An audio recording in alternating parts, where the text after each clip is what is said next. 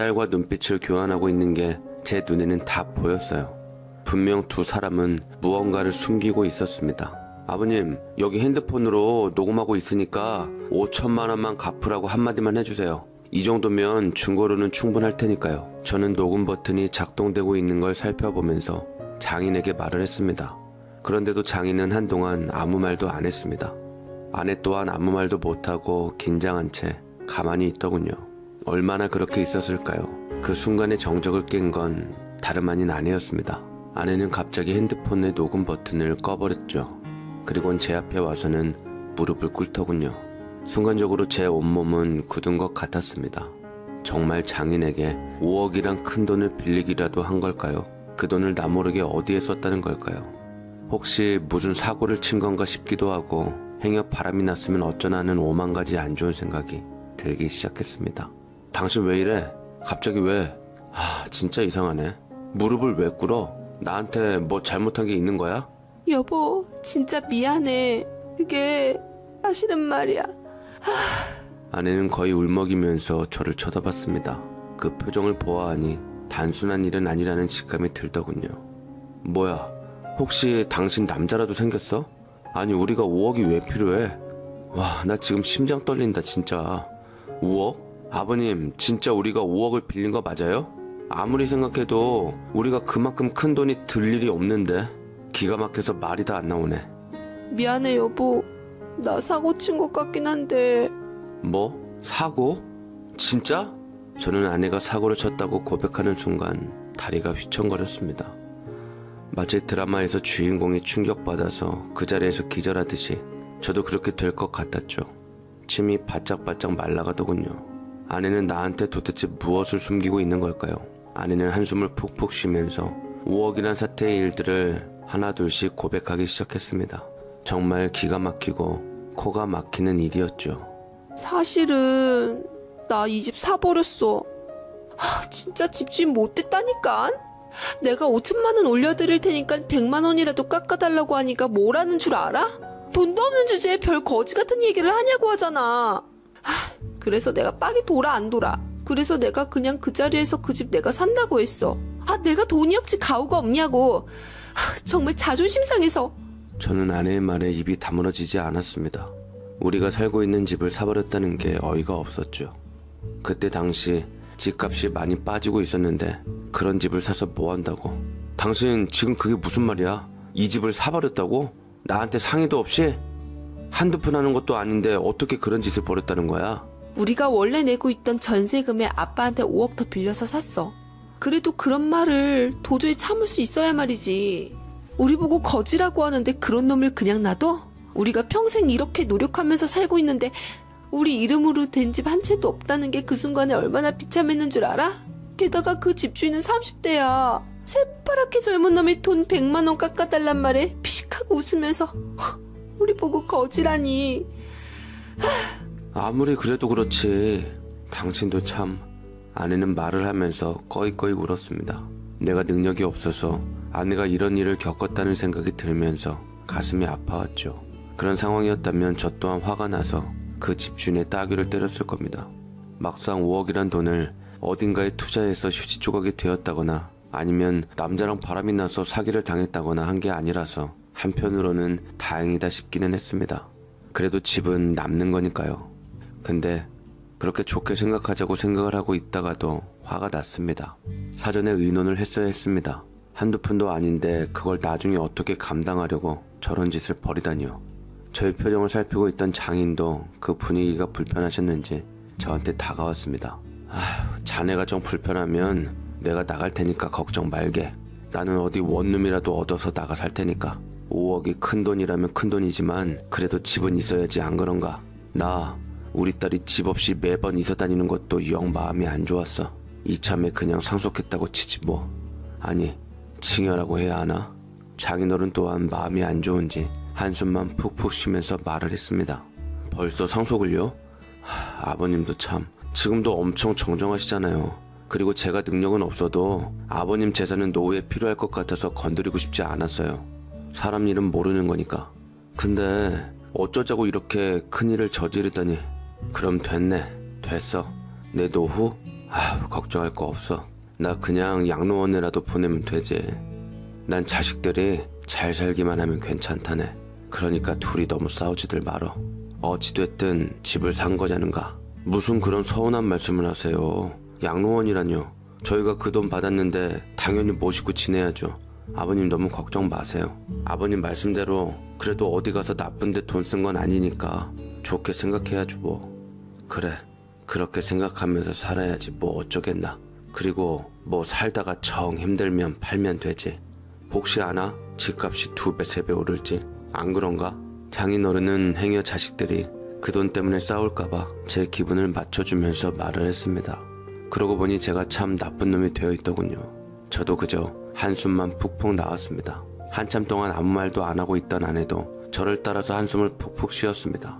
걱정 마세요. 나 아빠 집 안 팔았어. 거기 전셋값 높으니까 그냥 전세 준 거야. 내가 화가 나서 일은 저질렀지만 기왕 이렇게 된 거 열심히 일해서 앞으로 다 갚을 테니까 걱정하지 마요. 아셨죠? 아내는 두 사람이 너무 부정적으로 이 상황을 보고 있는 것 같았는지 자기가 장인의 집을 전세로 내놓았다고 말을 해줬습니다. 그러니 저희는 이제 집이 두 채가 된 셈이었습니다. 어찌됐든 전세를 줬다는 말은 당분간은 은행의 대출이 더 늘지는 않는다는 말이었습니다.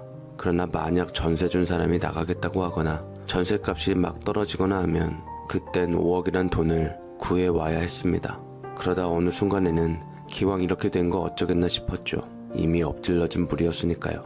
그날의 일은 그렇게 일단락이 됐고 어쩔 수 없이 장인어른과 동거를 하며 한 집에서 살게 되었습니다. 장인어른과 저는 최대한 조심하려고 노력했죠. 근데 문제는 얼마 가지 않아 집값이 떨어진다는 뉴스가 연일 계속됐다는 것입니다. 저는 평소에도 집에 투자할 필요 없다는 생각을 하는 보수적인 사람이었습니다. 돈을 깔고 있는 게 늘 아까웠지요. 게다가 가까운 나라인 일본만 봐도 저출산 고령화로 인해서 집값이 폭락했고 빈집이 늘어나고 있다는 기사를 본 터라 더더욱 걱정만 앞섰습니다. 그런데 무턱대고 집을 사버리다니요. 집값 때문에 스트레스를 얼마나 받았는지 한동안은 탈모가 오기도 했습니다. 제가 집을 샀다는 소문이 어디서 퍼졌는지 주변 사람들도 걱정을 하기 시작했죠. 자네 괜찮나? 요즘 안색이 너무 안 좋아. 걱정이 되면 지금이라도 팔지 그래? 아니다. 지금 집 팔면 제가 못 받을 거야. 어쩌겠나 버티는 수밖에. 안 그런가? 말도 말게. 정말 이렇게까지 집값이 떨어질 줄은 생각도 못했네. 이러다 전세자금도 못 주는 거 아닌가 몰라. 장인하고 지내야 하는 것도 부담스럽고 큰일일세. 그러게나 말이야. 나는 요즘 여유자금으로 가게를 하나 냈는데 자네도 차라리 가게를 내지 그래? 가게를? 자네야 부모님한테 물려받은 집이 있었으니까 가게도 낼 수 있겠지만 나는 아니자는가. 지금 상황에서는 세금도 그렇고 우리는 이러지도 저러지도 못하는 신세가 됐네. 그때쯤 저는 회사 동료와 우울한 얘기를 나누면서 집값이 내려가면 내려갈수록 내 미래 또한 암담해져 가고 있다는 걸 느끼고 있었습니다.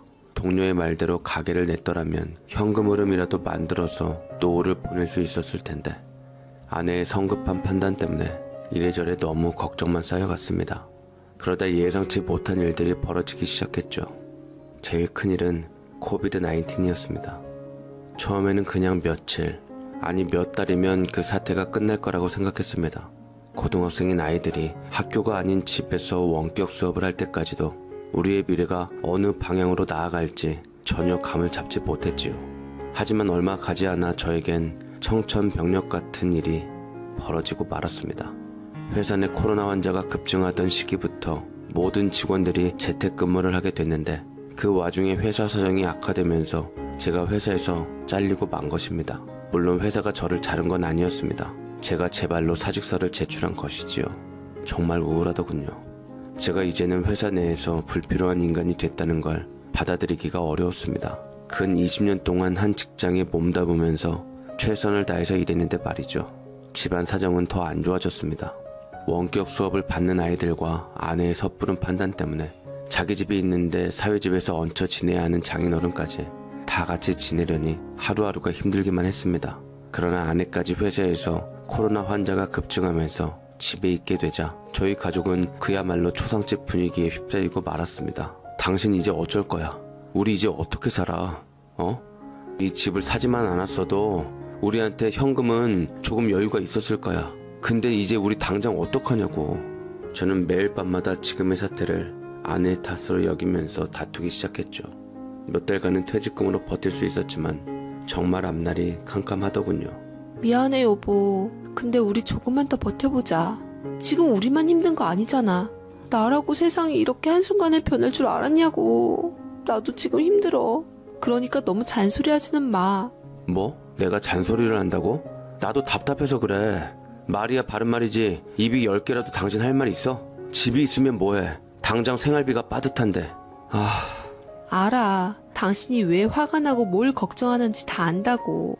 그러니까 그만 말하라고. 지금 와서 그 집을 팔아버리면 우리만 손해잖아. 당신이 내 속을 그렇게 긁지 않더라도 다 아니까 말 안 해도 된다고. 이젠 우린 어쩔 수 없어. 끝까지 버티다가 안 되면 팔 테니까. 나 너무 쥐잡듯이 몰아치지 말라고. 저와 아내는 밤마다 다퉜습니다. 결국 마지막에 가서 아내는 울고 말았고 저는 화가 나서 소주를 마셔야 했죠. 그마저도 장인어른이 계셨기에 눈치가 보였습니다. 코로나가 우리의 삶을 완전히 망가뜨리는 것만 같았어요. 그렇게 식음을 전폐하면서 지내던 어느 날 어느 순간이 되자 이대로 손 놓고 있다가는 정말 큰일이 날지도 모르겠다는 불안감이 들었고 저는 정신을 차려야겠다고 다짐하게 됐습니다. 하루 종일 놀고 먹을 수는 없었어요. 저는 구인 구직 사이트를 검색하거나 아니면 주변 지인들에게 전화를 걸어서 일자리를 알아보기 시작했습니다. 저는 회사에 같이 다녔던 동료한테 오랜만에 전화를 걸었어요. 사실은 일자리를 부탁하려고 했던 것입니다. 예전에 회사 다닐 때 가게를 열어서 장사가 잘 됐기에 혹시나 내가 할 수 있는 일이 있나 알아보려고 말입니다. 그런데 저는 동료와의 통화에서 충격적인 사실을 알게 되었습니다. 자네 요즘 잘 지내? 나야 뭐 그럭저럭 지내고 있네. 오랜만이네. 근데 자네가 무슨 일인가? 자네 일 그만뒀다는 소식은 들었네. 나도 자네 그만두고 나서 얼마 안 가서 그만뒀다네. 명예퇴직 바람을 피할 수가 있어야지. 아 그런가? 그래도 자네는 그 회사에서 뼈를 묻을 줄 알았는데 우리 나이가 어때서 이렇게 다 자르는 건지. 말도 말게. 우리뿐만이 아니야. 지금은 상황이 더 나빠져서 젊은 직원들도 사직서를 쓰고 있다네. 우리는 그래도 오래 일해서 퇴직금이라도 두둑이 받았는데 젊은 직원들은 그냥 거리에 나앉게 생겼다는구만. 저는 동료의 이야기를 들으면서 한숨만 계속 쉬었습니다. 정말 이러다가 세상이 망하기라도 하는 게 아닌지 걱정이 됐죠. 그래도 젊은 사람들은 젊지 않은가? 나이 든 우리보다야 재기하기도 쉽겠지. 안 그런가? 그래서 하는 말인데 사실은 말이야 내가 이 나이에 염치는 없지만 혹시 자네 가게에서 일을 해도 되나 알아보려고 전화를 했네. 저는 머뭇거리면서 결국 동료에게 일자리를 부탁했습니다. 제 말에 동료의 전화기에서는 아무런 대답이 나오지 않더군요. 자네 내 소식 못 들었나 보구만. 내가 그때 냈던 가게 말일세. 손님이 한 명도 안 오는데 나라고 당해낼 재간이 있어야지. 그렇다고 배달 음식점으로 바꿀 수도 없고 그래서 그 가게 폐업 처리했네. 벌써 한두 달 됐다네. 동료의 목소리는 떨리는 것 같았습니다. 울먹이는 게 느껴졌죠. 참 기가 막히기만 했습니다. 돈 많은 녀석도 망하는 걸 보니 내 미래도 암담해 보이기만 했습니다. 아유 미안하네. 내가 미처 몰랐어. 자네는 뭐든 다 잘 될 줄 알았지. 하긴 밖에 사람들이 안 다니는데 자네라고 별 수 있겠나. 내가 괜한 얘기를 했구만. 정말 미안하네. 저는 진심으로 동료를 위로했습니다. 겉으로는 회사 망했다고 쉽게 얘기하고 있었지만 그 속은 아마도 문드러지고 있을 것 같았습니다. 언제쯤 코로나가 끝이 날지 암담하기만 했습니다. 너무 우울해하진 말게. 그래도 우리들한테는 집이 있지 않은가? 안 그런가? 제가 너무 우울하게 말을 해서 그런지 동료가 제 기분을 달래주려고 집 얘기를 꺼냈습니다. 사실 저희의 모든 불행이 장인의 집 때문에 생긴 거라고 생각했기 때문에 동료의 말에도 제 기분은 나아지지 않았지요. 그런데 제가 막상 전화기를 끊으려고 하자 동료에게서는 믿기 힘든 얘기가 흘러나왔습니다. 자네 요즘 뉴스도 안 보고 집에만 처박혀서 지내고 있는 거야?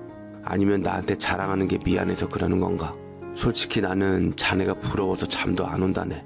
그때 장사 대신에 나도 집을 샀어야 했는데 하고 말이야. 그나저나 자네가 그때 산 그 집은 5억쯤 올랐나? 아니면 더 올랐나? 오래된 아파트가 요즘은 재건축 때문에 더 오르던데 초등학교 앞이고 평수도 크니까 자네 아파트는 장난 아니게 올랐겠구만. 나는 그 돈이 눈앞에서 그냥 사라져버렸으니.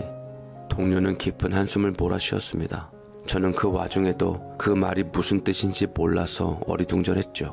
한동안 집값이 내려가면서 저는 아예 부동산 뉴스는 보지 않고 있었고, 실직당한 이후로는 더더욱 세상과 단절된 채 살고만 있었던 것입니다. 그런데 집값이 올랐다니요. 게다가 5억이나 올랐을 리가요. 그게 다 무슨 말이야? 5천도 아니고 5억이 올라? 자네 내가 무슨 강남에 빌딩을 갖고 있는 줄 아나? 기껏해야 아파트 한 채인데. 우리도 이 집 때문에 얼마나 힘들게 지냈는데. 저는 그때까지도 믿고 있지 않았습니다. 아니, 믿을 수가 없었지요. 세상에 집값이 1년여 만에 몇 억씩 오른다는 건 상상하기 힘들었으니까요. 아무리 재건축 기대감이라고 해도 우리 아파트는 워낙 오래돼서 실거주하기에는 굉장히 힘든 곳이었습니다. 그런데 동료는 오히려 제게 한심하다면서 혀를 찼습니다. 자넨 진짜 아무것도 몰랐나 보네. 이제 자네는 장인께 빌린 5억을 갚고도 남을 돈을 번 거라고. 지금도 실감이 안 되나? 내 말이 거짓말인 것 같나? 그렇게 믿기 힘들면 부동산 사이트에 가보라니까. 근데 확실한 건 자네는 이제 와이프 업고 다녀야 한다는 거야. 어찌됐든 무에서 유를 창조한 거 아닌가. 누군들 집값이 이렇게 미친 듯이 뛸 줄 알았겠는가 말이야. 아휴, 배 아파. 가뜩이나 자네 때문에 배가 아파서 미치겠으니까 이만 전화 끊게. 동료는 말을 하다가 진짜 화장실이라도 갈 참인지 전화를 끊었습니다. 그리고 저는 그 자리에 가만히 멍하게 앉아 있었죠. 진짜 우리 집이 5억씩이나 오른 걸까요? 세상에, 설마 그럴 리가요. 저는 그렇게 불안한 마음으로 검색을 하기 시작했습니다. 그리고 저는 제 눈을 의심하는 결과를 보게 됐지요. 그 동료의 말대로 우리 집이 5억 3천만 원이나 올라 있었던 것입니다. 코로나 때문에 다 같이 집에서 지내는 게 너무 힘들어진 상태여서 더더욱 가족끼리도 말을 안 하다시피 할 때였는데, 저는 그 순간 아무 생각 없이 환호성을 질렀습니다. 흥분이 되더군요. 이 사실을 바보 같게도 우리 집 식구들 중 그 아무도 몰랐던 것입니다. 그날 저는 아내와 저희 집 실거래를 확인했습니다. 집값이 오르고 있다는 건 알았지만 이 정도일 줄은 상상도 못했는지 아내도 너무 기분이 좋아 보였습니다. 그날 밤 저희는 아주 오랜만에 배달 음식을 시켜놓고 그야말로 파티를 열었습니다. 집에만 있다 보니 다들 기력이 떨어진 상태였기에 1등급 소고기 파티를 열었던 것이죠. 늘 제 눈치를 보고 있던 장인어른도 기분이 좋으셨는지 저와 술잔을 하면서 밝게 웃으셨습니다. 정말 세상이 어떻게 이렇게 빨리빨리 변하는 건지 감당이 안 된다는 생각이 들었는데, 집값이 올랐다는 소식을 알게 된 뒤로는 마음가짐이 확 바뀌더군요. 밥을 안 먹어도 배가 부르니 기분이 너무너무 좋달까요. 저는 장인어른과 거나하게 술을 마시면서 기분 좋은 대화를 나눴습니다. 그리고 다음날 저는 그동안 미루고 미뤄왔던 아내의 차를 경차에서 중형차로 바꿔주기까지 했습니다. 이렇게 된 게 다 아내 덕분이었으니까요. 물론 코로나가 잠잠해진 지금까지도 집만 가지고 있고 현금 흐름은 거의 없는 상태입니다. 그러니 여전히 저는 일자리를 알아보고 있습니다. 하지만 왜 이렇게 기분이 좋은 걸까요? 이 기분이라면 뭐라든지 기분이 좋을 것만 같습니다.